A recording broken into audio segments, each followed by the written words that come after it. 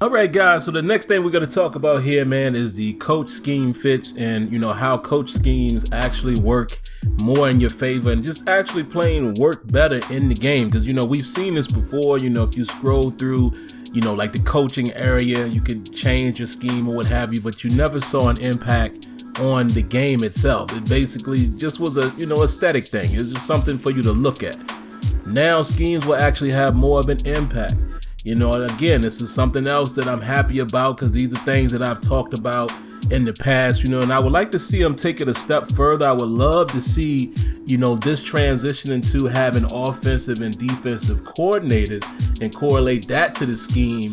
And then maybe the coach, is in charge of managing, the team as far as the staff and what his offensive and defensive coordinators are doing to come up with the best plan. That's something that, good idea I have there that I'll maybe do a later video, once the game releases or what have you. But I would like to see a tie into that. But anyway, the way that it basically works here, guys, just to give you a little more in-depth explanation in case, you didn't catch some of the interviews from EA Play. As it basically says here, you're going to start off with an offensive and defensive scheme.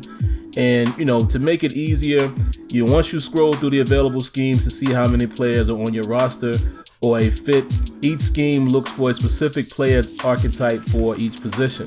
So as you're seeing here in the screenshot, more than likely what you see on the screen, you notice how it shows, on this particular example, shows Kyle Shanahan, he's running a West Coast zone run.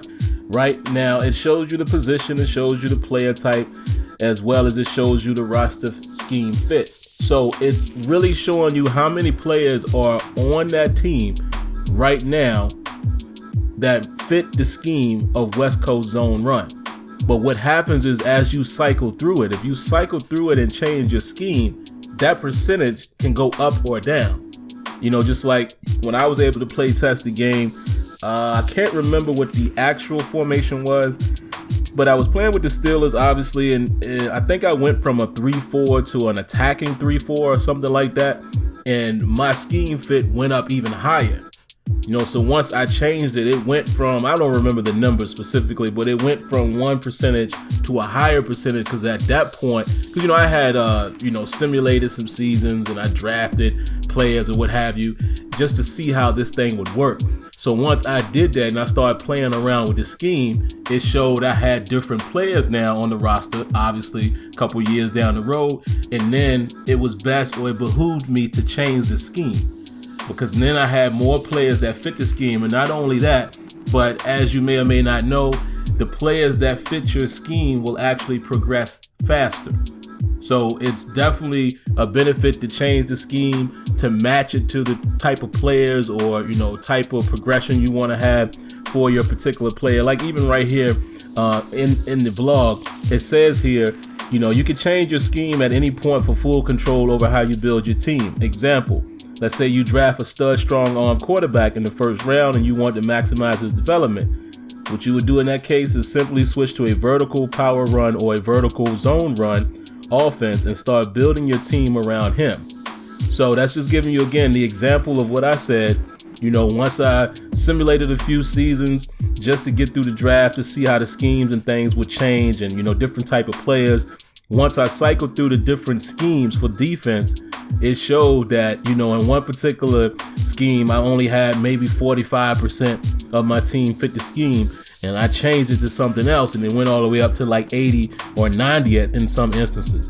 So I think this just adds a little more immersion to the off-field side of things, man, that affects what happens on the field with having those player archetypes. Now, you can really be choosy about the scheme that you create and you can progress your players, accordingly. And to me, again, all of this little stuff here, man, is just setting the groundwork for what can become in the future. Just think about in the future or even in this year's game, while you're drafting, you're not just drafting a player just because of what he is. You're drafting a player that can fit your scheme that you're currently running if you're locked into the scheme that you want. You're also drafting players based on what you think their archetypes will be and how they will fit into the defense scheme-wise. But not only that, how you would be able to progress them. Again, go back to my example of slot corner. Now I can go in the draft and I can look for a specific guy that I think I can make into a slot corner, build his slot archetype to build him up, and then hopefully he fits into my scheme as well, because if he does, then he's going to progress a lot faster. So there's a lot of advantages, man, here in terms of the scheme. You know, if you want to read more details in this, I definitely recommend going and taking a look at the actual blog itself. But one other thing, couple other things I'll just mention here real quick. There's a few, full list here of what the schemes are. You're probably seeing them on the screen, but I'll just read them to you here. There's West Coast zone run, West Coast power run, vertical zone run, vertical power run, multiple zone run, multiple power run, spread, and run and shoot. Wow, I know my good buddy NY Kid loves to see that run and shoot. You always see him trying to create that himself as he plays Madden currently, so that's going to be interesting. Then on the defensive side of the ball, you have your 4-3, your 4-3 multiple, 3-4, 3-4 multiple, Tampa 2, and then 46 defense. And, I would have liked to have seen a few more, maybe some other packages. I don't know necessarily if 4-6 defense is much of a staple anymore in the NFL, but again, it's a game, and this is a defense that I believe a lot of people run in the game, so I can understand having it there. But I would have liked to have seen some, some hybrid packages, maybe hybrid schemes. I mean, like, a big nickel or something like that, or even what's being teased about Pittsburgh Steelers right now in the real world, that they're saying that they may start running, some type of scheme that has 7 DBs. So, I'm not too thrown off by this. I just, I can agree with some of the people I saw on Twitter saying they would like to see more schemes, maybe a 4-2-5, something like that.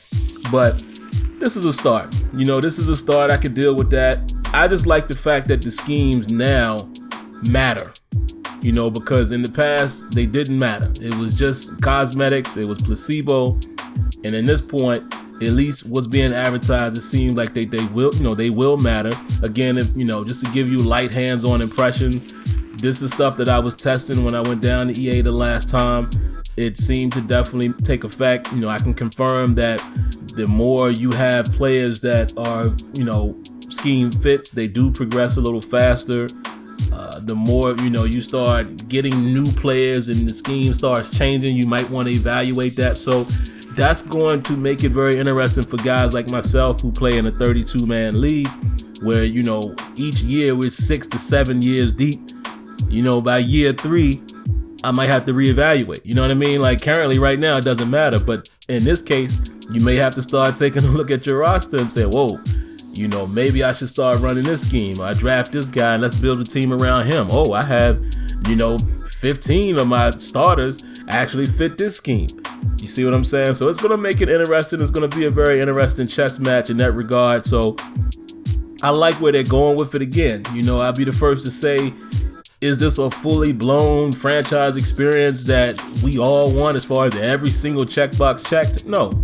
But is there some good progression here? Yes. And that's what I'm looking for. I need to see progression. I need to see things implemented in the game that changes the way the game operates and then build on top of that. Those are the type of things I like. And it looks like that they're clearly trying to do that here with what's being presented in franchise. So we'll see what happens going forward. All right, but that's going to do it for this, for this particular video, guys. If you haven't already, make sure you subscribe to the channel. Click on those notifications so the next video is coming. And I promise, guys, it'll never hurt you to hit that like button. All right, once again, that'll do it for this video, and we'll catch you in the next one. Until next time, let me know what you think. Peace.